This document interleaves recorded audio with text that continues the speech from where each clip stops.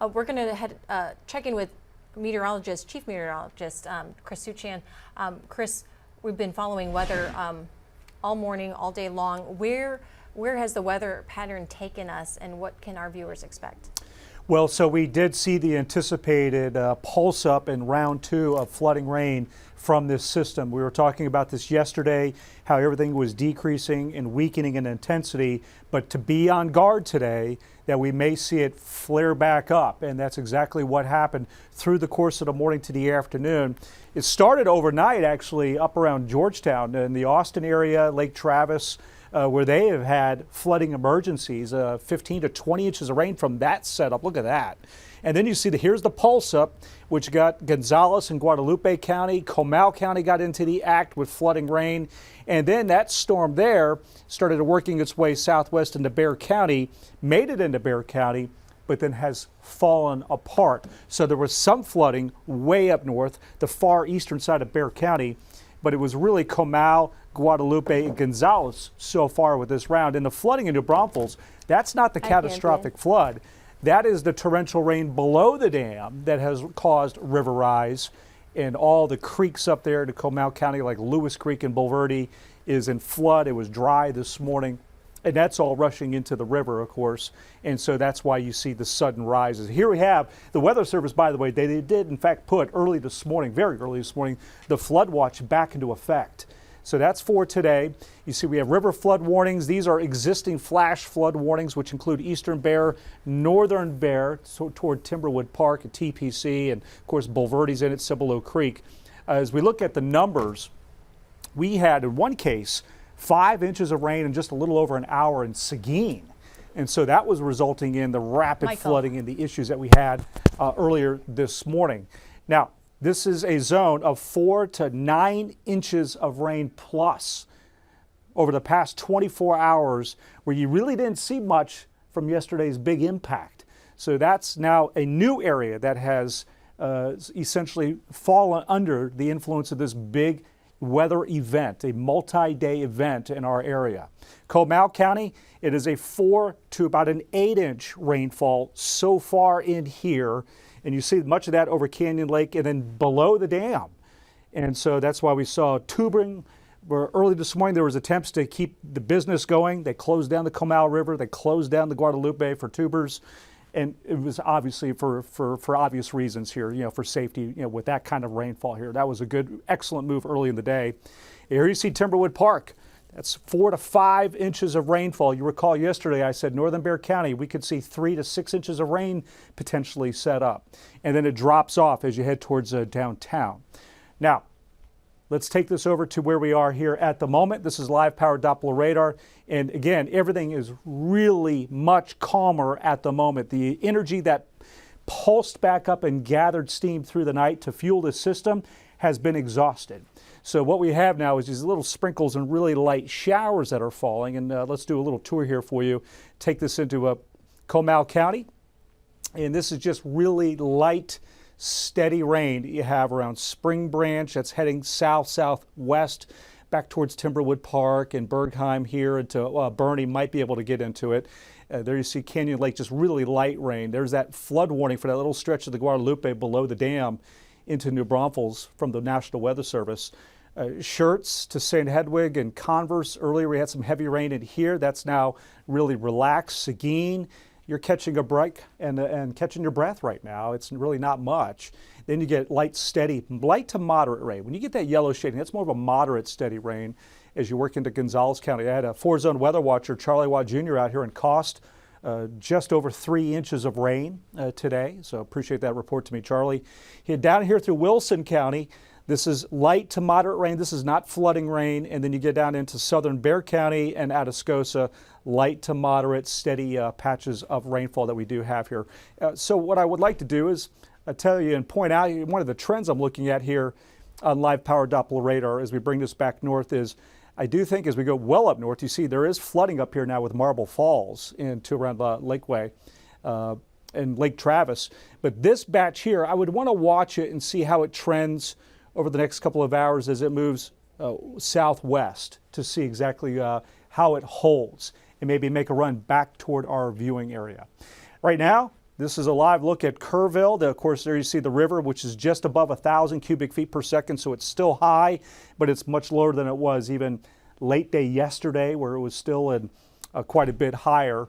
And you see there are some workers out here with the park there along the river trying to clean things up. Here's a check on those river levels. We do have minor flooding right now in New Braunfels at 10,000 cubic feet per second. That is the latest check. The Comal River's over 700 cubic feet per second. Spring Branch is now at 20,000 after peaking earlier in the day, so it's still very high here in Spring Branch, emptying into Canyon Lake. And then there you see Bergheim. That's over 6,000. And then there's Comfort and there's Kerrville. So this is still very strong flow on the Guadalupe River. The Medina, the sensor's back in Medina. It's over 200 cubic feet per second. There's Bandera and then the Pipe Creek. And of course here we're not really worried about big flooding issues.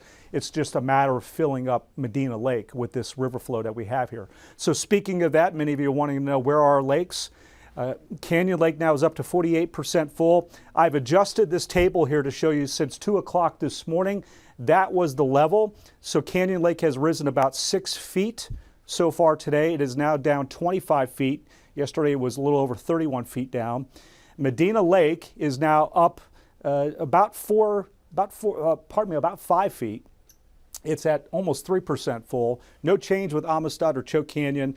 And Lake Travis, look at that. It is up almost 11 feet from earlier this morning here, and it's now 51% full. So you see the impact, not in our area too, but all our rivers up just north of us and those big lakes, and they've been in flood here. And so they're all seeing a big response.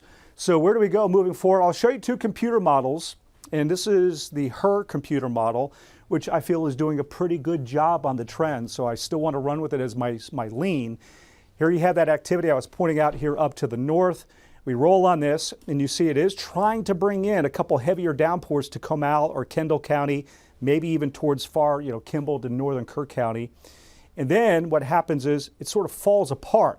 So we're kind of hopeful that that happens. We do not need to see heavy downpours in this area, especially with search and rescue operations still underway, and the risk of getting rapid responses with flooding. It's a very sensitive area here right now after this catastrophic event. So it does look like there would be an attempt to try to weaken those downpours as they move in.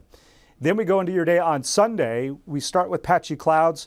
I do feel that there is some risk to get some downpours in the western hill country into the Edwards Plateau. So you see this model here is a little bit further out west, but I could see some signs that maybe this would be an area we'd want to keep in play a little bit further to the east. But you see these are scattered downpours. This is the same system, the remnant system, just sort of backing west and still has a little bit of life to it here. It is trying to hang on. And it's just an isolated chance in around Bexar County for a shower or random thunderstorm. So based on what I just showed you, here's how much rain would fall. And this is additional rainfall. And I think this is a little bit underdone here, so we'll adjust this for you next time we do a weather update. The in-house computer model, it too is trying to, in the 3 o'clock hour, bring a downpour or two towards Kerr, Kendall County from this activity. It has a little bit of heavier rain, a couple pockets to the east. So this is a reasonable solution. It's pretty close to the HER computer model. It brings those downpours. It holds them together and backs them west across Real County into Edwards County. And then for your day tomorrow, the patchy cloudiness into the morning. And you see in the afternoon, it has a couple here or there. It's spotty out to the west. So it's not as aggressive out here. But my lean is toward the first computer model tomorrow for our western third of the area, which includes some of the western hill country that we have to count maybe for the possibility we could get a couple downpours or a thunderstorm from this system. That model there, you see it does have a couple areas here of additional rainfall. It could be a ½ inch to an inch of rain out here. And some of that is because of those downpours late today. If they do materialize and then move across, that's where you have that last little kick of some measurable rainfall here. We are almost done with this.